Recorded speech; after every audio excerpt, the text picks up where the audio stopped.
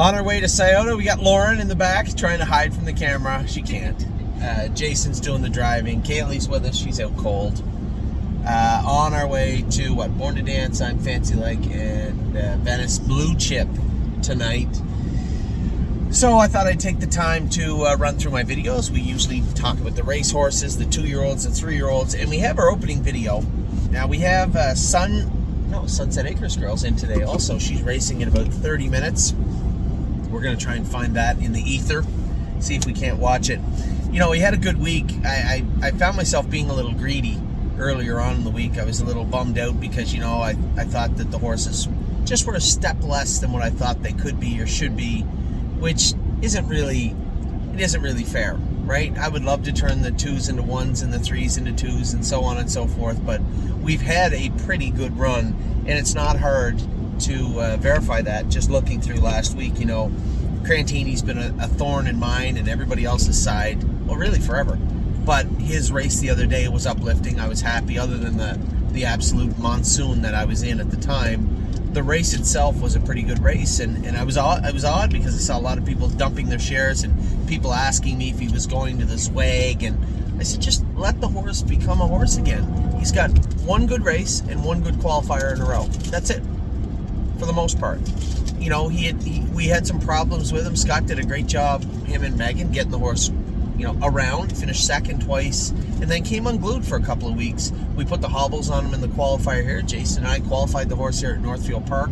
I thought he went good, and then went down to Philadelphia. It's not easy to ship all the way down there in the heat, go out, and then of course it starts pouring rain. The horse was very behaved himself very, very well. So one, I was a little surprised people were dumping their shares, because there is an entire season of racing ahead. That loss, and I told everybody going into that race, you think that you're just going to waltz in and they're going to write you a blank check for showing up. It's not going to happen. And the horse that beat Crantini beat him fair and square and raced very, very good. The math was on his side, and he won. This is what the fair looks like. What's the fair look like? Let's see. Here, oh my God! Here's a video of the fair that Sunset Acres girl is going to race at. Oh my, yeah, it's a little rough looking. She's in the second, I think. Second? That's the first? That's good. So I thought Crantini, his race was good. It was unfortunate about having to scratch tailgate buzz, but he did blow a big, size of the end of my thumb, pus pocket out of his foot. So he seemed good. I saw him yesterday in the barn. It's in a spot that really shouldn't bother him. Probably going to race into him next week. Atlas Hanover was an easy winner. So again, we got a first and a second to, I guess, do you find Sunday the last day of the week or the first day of the week? It's weird. Sunday's the end. Exactly. But there's people that believe that Sunday's the first day of the week. It's ridiculous. Crazy. Anyway, we're going to, for all intents and purposes, we are going to call it the first day of our race week, because I did do my videos on Saturday of last week, so it was the first day of our work week, so to speak. Atlas Hanover was the first winner, a gigantic winner. He's now in Ontario. Harry waited a week. He said, do you want me just to put him right in to go, do you think? And I said, I wouldn't do that. I'd take him and get him looked at first, make sure everything's all right with Atlas Hanover. You know, that's his type of race. He's a bully. Beat up on horses and it'll look good. If you put him in a position where he actually has to tussle and fight, it doesn't look so good. You know, he's not that third over, and that's why we moved him out of Northfield. It's just not conducive to the way that he wants to race. Up front or in the 2-hole, but just scorching fractions at Northfield. It's a boneyard here for a lot of the horses that are like him. So he needs to be in more of a... Actually, I think he'll excel at Mohawk and Woodbine, to be honest. Austral Hanover was flat. We scoped him after, full of allergy mucus. I know Tim has been aggressively treating him, and he just asked me a little while ago, what about a race next Friday for him? The problem I have is this. Next Friday, you are 4th on the list. My next Friday's list is Crantini, Horn Player, and potentially whatever else is at the Meadows. That would be number 1. Number 2 would be the 2-year-old trotting colts, because Scott's already driven the 3 Sire State colts. We're likely selling Antilles, and the other 2 colts will go to Philadelphia. So Tim will go to Philadelphia, Megan and Scott will go to Philadelphia. Scott Zeron can drive those horses. If he can't, I guess that would be number 1. Crantini and those would be number 2. Number 3 on my list, which will end up probably being number 1, is watching Oliver play baseball. in Windsor. He's a tournament next weekend in Windsor, Friday, Saturday, Sunday. So that's likely what will take up the better part of my weekend. And fourth on the list is Coupe de Ville, Smoking Hot Irish Girl, and What a Mission. So I won't be able to go to Scioto, but this is a time of year where I think I can do lots, but it just always seems to land on the same day. So I'll have to figure out what I'm doing next week. But Austro Hanover, there'll be a tough race for him. It's not going to be easy, but none of them are this time of year. You know, when you have a 3-year-old with 5 or 6 wins and $70,000-$80,000 made, there's no easy races out there for them. My 1% was our second winner of the day last week. He looked very, very good winning again. He's really starting to turn into a nice little horse. So we had ended our week, or however you look at it, started our week with 2 wins. Two wins and a second. Spitfire was rather flat, but after looking at his scope and looking at his blood, I think we know why. Megan's going to work on him over the next week or so, get him squared away. Now we went into Monday, which is most definitely the start of every work week, and hopes were high, running for Memory and Imagination, Vaquero, Lonely Lakewood, What a Mission, and White Tiger, and we actually had a very, very good day. We had a win. That was good. We had a win, a second, third, a fourth, and a fifth. 5 starts. That's what we had on Monday. The winner was What a Mission. I thought he raced extremely good. You know, not only is he handy, but he's smart now too. I made front with him, and I could have went slower to the half. I just didn't want to fish Aaron out too early. As it was, he came out down the backstretch. And What a Mission just raced great to get the job done there. The second place was from Vaquero Blue Chip. He's been really turning into a nice colt. I had a great discussion with Scott about all 3 of those colts, and you know, his favorite of the day was the one that was 4th. He thought Lonely Lakewood was the one that he felt had the most to offer, and I told him in my estimation, Memory and Imagination is the second best horse we have right now, I believe, anyway. And there's a lot in the running. But as far as our 2-year-old trotters are concerned, I'm trying to think of everybody everywhere. I think Pickpocket still has to be regarded as the best horse we have. I believe Memory and Imagination is in the running and in second, but I could be wrong. Scott went the other way. He liked Lonely Lakewood. I just thought that the immaturity physically, yet combined with the maturity mentally of Memory and Imagination, I think he's going to get better and better and better. And I can tell you what, unequivocally, the horse that finished up the strongest was Memory and Imagination. The way he kind of slid him through, was very conservative with him, slid him through, and he trotted hard all the way to the wire. I just thought the horse looked amazing. And as I said, Lonely Lakewood was 4th. He was very good too. White Tiger, nobody was 5th. We had a 1st, a 2nd, 2 thirds, and a 4th. White Tiger was 3rd, I believe. Was he 3rd or 4th? I think he was 3rd. So White Tiger, I believe, was 3rd. So we had a win with What a Mission. We had a 2nd with Vaquero Blue Chip. We had a 3rd with Memory and Imagination and White Tiger, and we had a 4th with Lonely Lakewood. Just a very good day to start off our business week, as we said it. Tuesday, I was riding pretty high. I was going into Kentucky thinking that Pickpocket would win, and if Arson got a really good trip, he would win. Now, if you'd have asked me at the half, I would have said Arson's probably a winner. This would have been the same thing that happened last week. Andy got away in behind me. I get everything my own way, and I put him away. Problem was, I left rather easily the week before and came at the quarter, whereas Arson just screamed off the car the other day. He kind of caught me off guard how quick he got off the gate. He's turned into such a nice little horse. It's really hard to believe. I mean, we always thought he was a nice horse, but the horse that he's turned into has been a very smart, quick, athletic horse, and you know, the sky really is the limit for this guy when you factor in his ability, his talent. Now his work ethic has come right around. His attitude is great. And then you combine all that with his breeding. And as I said, the sky's the limit. He was awesome. The huge letdown of the day was Militant. We got him. Is he back at Northfield now? He's back at Northfield now. We are going to screw him down tight this week. I'm going to be over there Monday. And no, just Monday. I'm going to be there back Thursday, I believe. First to the Meadows, and then I can go back to Northfield if needed. But I guess Monday we'll train Arson, or not Arson, Militant. Did he jog today? Yeah. So we'll train him Monday. See, if he needs the hobbles, we'll put them on him. One way or another, I want him fluid.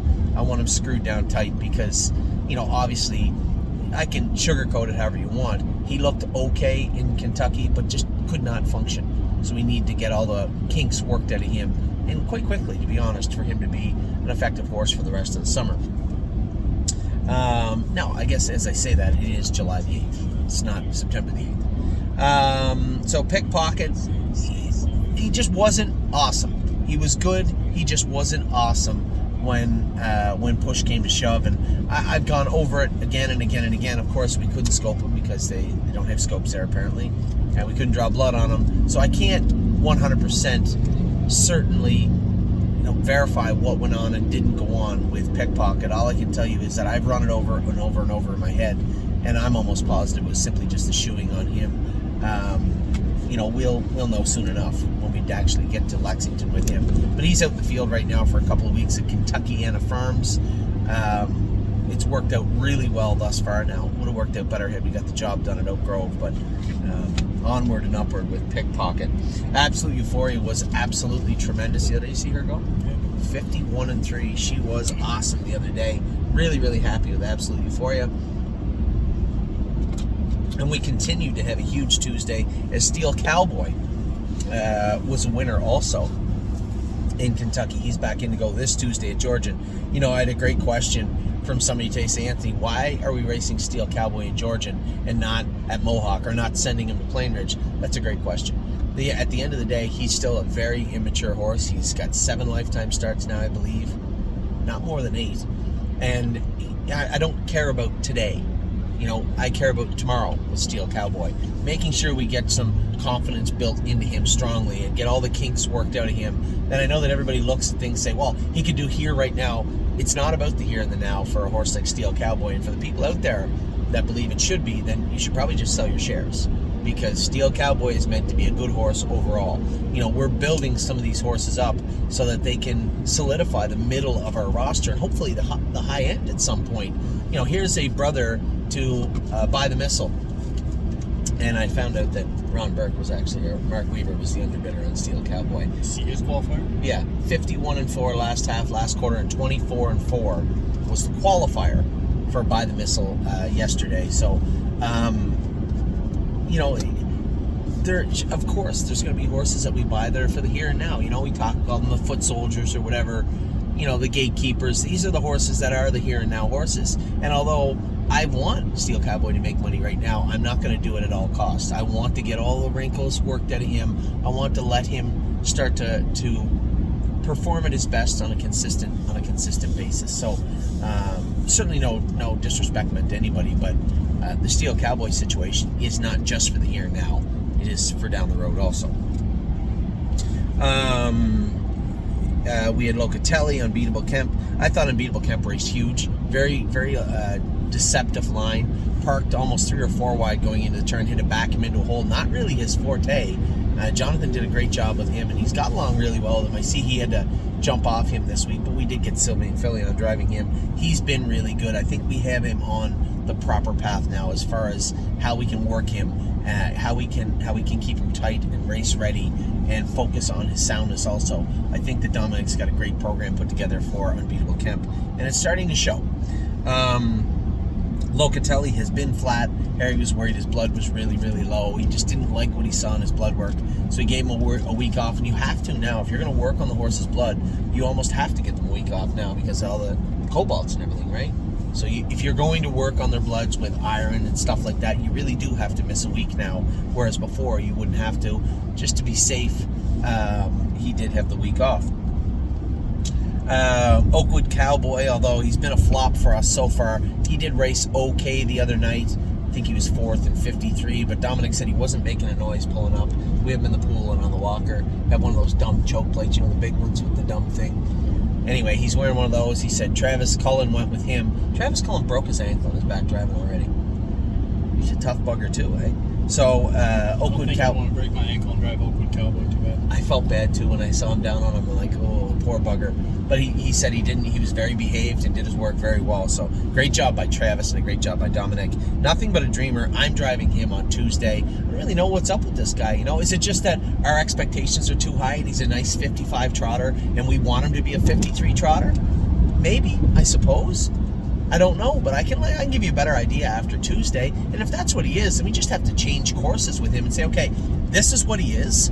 where do we race him? There's lots of races out there for nothing but a dreamer, for sure, regardless on which side of the fence he is. If he just needs more time to get up into that speed and up into those classes, fine. If it's the fact that he's just not good enough to get in with those, that's fine too.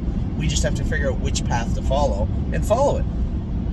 Stay close, made that break. I felt so bad for Greg and everybody else on the end of it. We did change his shoes, and he did roll off halfway down the lane, and it was because of his shoeing, right? I had a long conversation with Dominic and with the blacksmith, and the blacksmith thought that Preston thought his feet were okay, but he did have a sore corner after the race. The vet put the testers on his feet.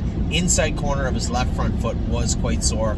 They went back to flip-flops with him. I'm going to school him on Tuesday and see what I think of him. Because, it just feels like it's wasted starts. When you're up by 6 and you roll off stride, there's nothing more frustrating. And I've told you all along the way, there's only 2 types of horses that run there. Horses that are not very good horses, and horses that are sore. And he is definitely not the first. He's the latter. So if it is just that inside corner of his left front foot, okay, let's work on it. And when I say it like that, this isn't a bone problem. This is, he was always bad for quarter cracks. Remember, he used to get them all the time, and he wore mushroom bars for a year and a half. And Preston said, his feet are getting mushed up in the middle because the mushroom bar just sits on the frog. He said it's getting crushed down pretty good. We went to a normal shoe. Sure enough, we got 1 start in, not even 1 start in, and it started that inside corner of that left front foot started to get sore. So just a matter of tinkering with the shoeing, but I do feel bad, obviously, for Greg and everybody else when it comes to this horse making a break where he did. Nothing is more frustrating than that. Now, that was Tuesday. So Tuesday we had a second with Arson in the final, a second with Pickpocket in the final, a win with Absolute Euphoria, a win with Steel Cowboy, a 4th with Unbeatable Kemp, a 4th with Oakwood Cowboy. Not bad. 6 horses. He had a pretty good check on Tuesday. Wednesday, Blanton's Blue, I thought raced really, really well. Just the circumstances. If I leave 3 instead of John Stark Jr., and I leave out of there, and Mark cuts me loose to the front, which he would have, and even if he didn't, I would have been fine to sit in the 2-hole. But if that shakes out that I get the trip John Stark got, I win, for sure. Right? And that was the winning move. That was the winning position. Mark cut loose one of the favorites. It happened to be a horse that was really handy on a half.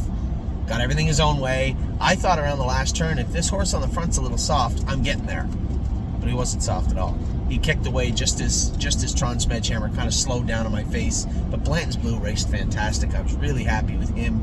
Really happy with the way the horse raced. Mel Gibbswan, Jason Merriman doesn't get the drive for us that often, but he did a hell of a job with this horse. I thought he drove the horse great. The horse responded well. Got to get those 2 horses a truck ride to Indiana. Burke said he doesn't go to Indiana with a truck very often. So you got Mel Gibbswan in Northfield and Mountains for All in Pennsylvania. Mountains for All, we'll talk about him in a minute.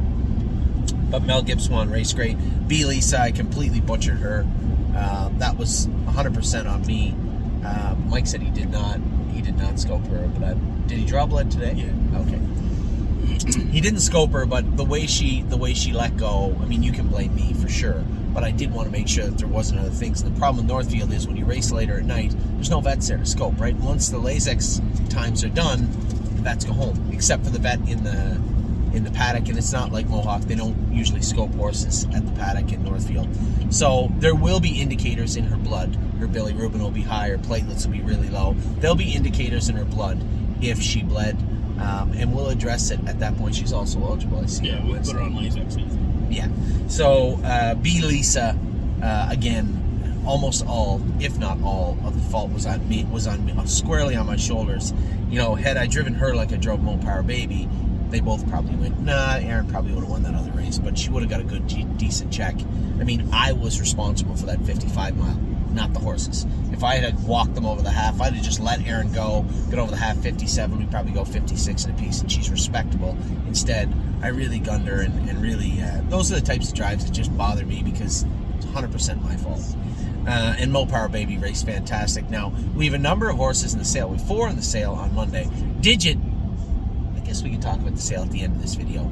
We'll talk about the 4 horses at the end of this video. Mo Power Baby is one of them. I suspect she'll bring good money, as she should. She's racing fantastic. Winner in 56-3 last quarter and 28-3 the other night. Go to Thursday. Mounds for All was good. I shouldn't have put him on the front. That was a dumb move. I just wanted to keep him out of harm's way, and really, he's only ever made one break in forever. So I really should have worried less about him making a break and more about him racing his mile. He does not like to be up front. So that was on me. Victory Blue Chip. I think we just tighten his hobbles up. He'll be fine. I think he just made a little mistake down the backstretch. Antilles Hanover was okay. Activations really turned out to be a decent horse. Hey, you got to make him work for it, but he'll do it. I don't remember him being Lazy? Yeah. Oh, yeah. He Really? could be. Scotty called him a plotter when he qualified him. Like a Clydesdale. but that's the day the track was terrible. You Yeah, hauled him it back was. to It 19th. was. It was. He is a little lazy sometimes, but he's been good and he's going to get better. I Forbid You was flat, but I mean, she's off 2.5 weeks. She didn't bleed. Sculpted no blood. Come back, old tie up, like 700, but old. And her platelets were a little bit low. Some things to work on, but I think that I Forbid You maybe a little bit short. She got a great trip. Maybe a little bit short, maybe a little bit of tie up. You can build from there. Merchant Man, he frustrates me to no end because he is a loser. He just refuses to win. But he's such a good-looking horse. I mean, you can put him beside any truly good-looking horse, and you would never be able to pick them out. You'd never say, "Oh, that's the poor one over there that gets beat every week." No, you'd never know. He puts out 90% every week, maybe a solid 85 on any given day. But he's always there. He drew the 8-hole twice. He was second and third out of the 8-hole. Eventually, he's going to get away in the 2-hole. Eventually, he's going to win at some point. Can't lose forever. But he's trying. He's trying real hard. Kings County was fantastic. And Swinging Senorita, I told Jason, I thought Swinging Senorita, that was her best mile of her life. I thought that was her best mile of her life.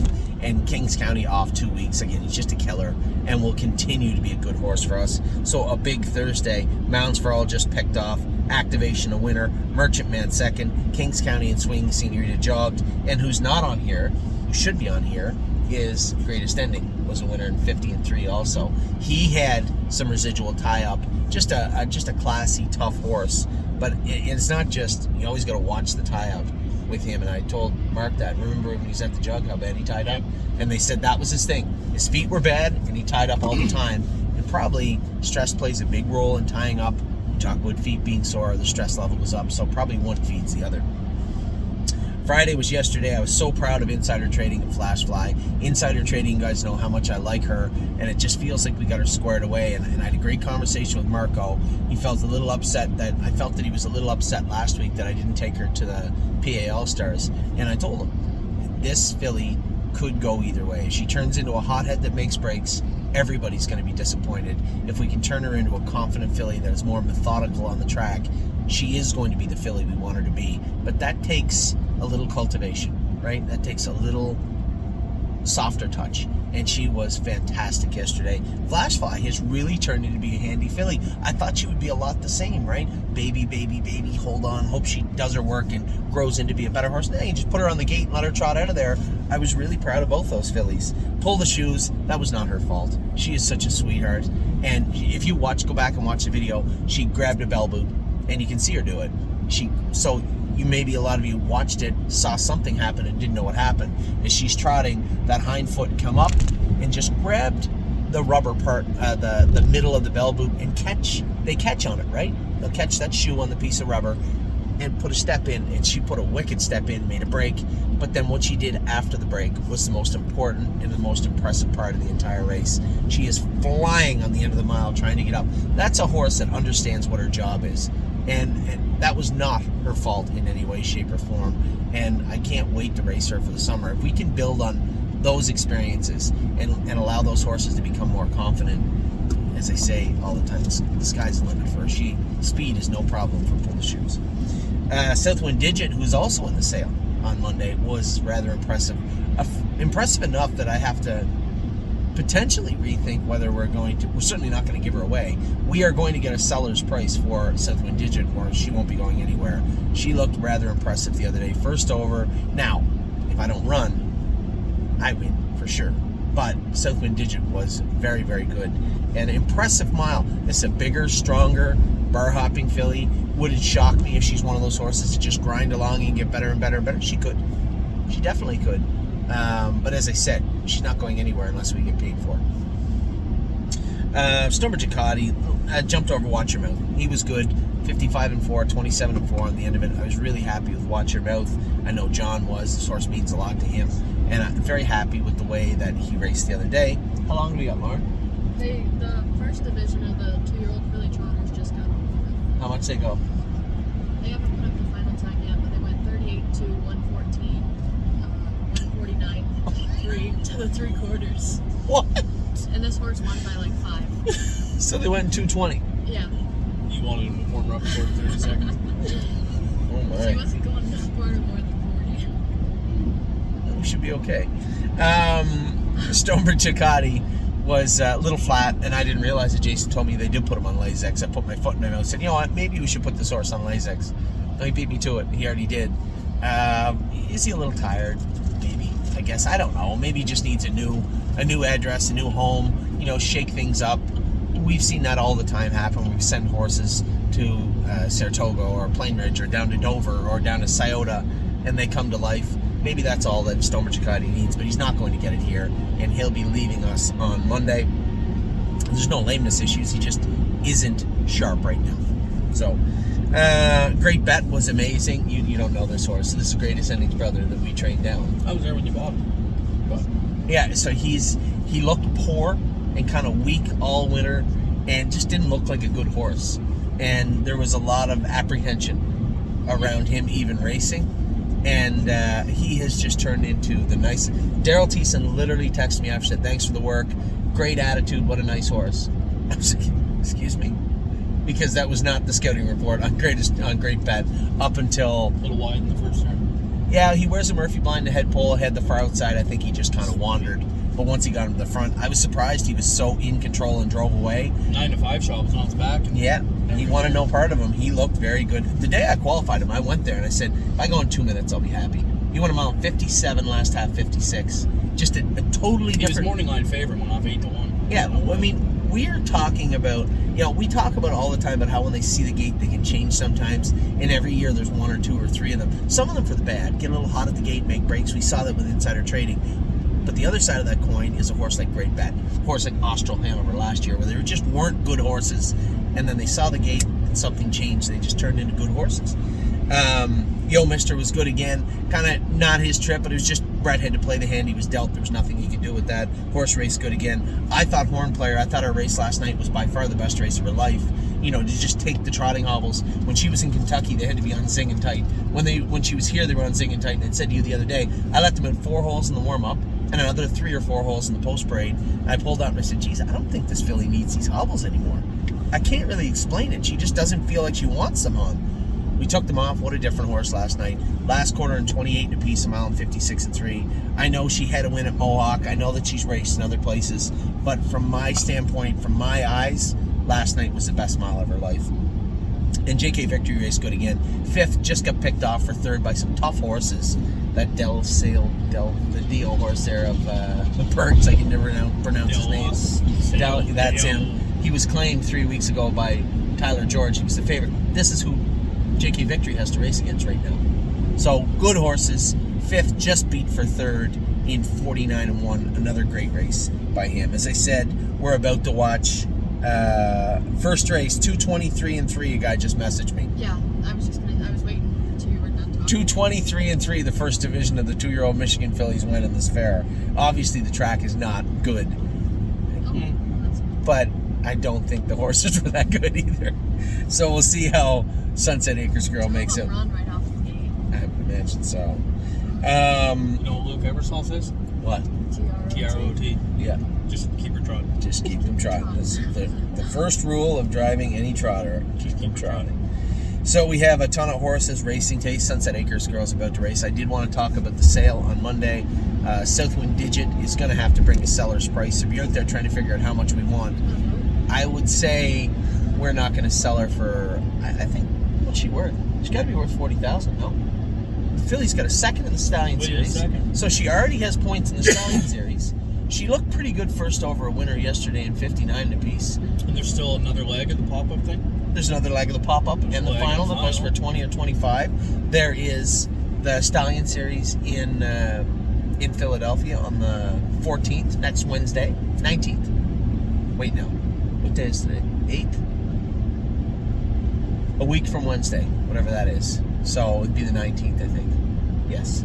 The 19th is the next stallion series at Sire Stake for the 2-year-old trotting fillies. She's never had a pimple on her. She's never taken a lame step. She's always been pretty good.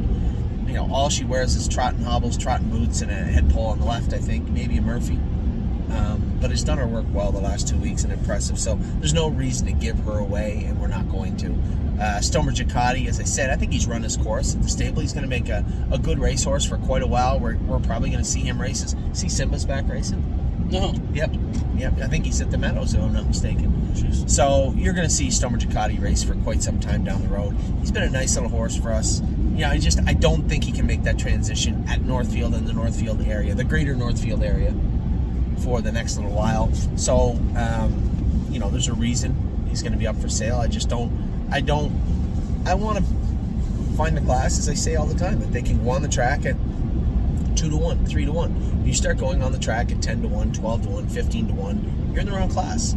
And we're just having a little tough time at Northfield and the Meadows finding class for him. Now, I'm sure there's somebody out there watching this that races at Harrington or Plain Ridge or Saratoga that says, geez, he might do. Well, if you think he can do, he will do, because he's a decent little horse that can get around any size track.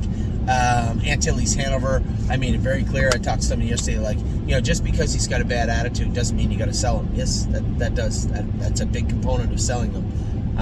You know, he's not dirty in the barn, but if you jostle him, he can. He'll come at you. He's like, everything's a bar fight to him. He wants to throw the first punch. So, you know, he's not mean. Like, he won't kick you going by. Oh, they did have the commercial up. Oh, that's good. Let me see it. They're showing the commercial on the Michigan feed for the stable.ca, so that's pretty cool. It's nice that they got that on. So we have Digit, Stomer Giacatti. What was the third one I said?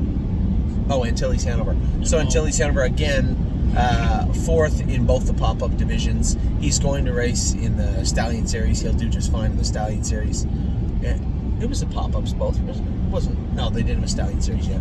So he'll do fine. Again, nice horse, trotted in 58 apiece both his first starts. He's going to make a useful horse for somebody. And then Mo Power Baby, again, not going to give her away. It's just the non-winners of 4 at Northfield is tough. They went 54-4, they had 54-3 the other day, didn't they? Both divisions. Both divisions. It's tough. Now, that doesn't mean she can't go back to Indiana and race in the stake races. Of course she can. Doesn't mean that she can't go to Yonkers or she can't go to Saratoga, or she can race anywhere. Gets around any size track, clearly, and has been a really, really nice filly for us. But again, for us to move her up in class at Northfield is not going to be very helpful for her. So it's either move her around or move her.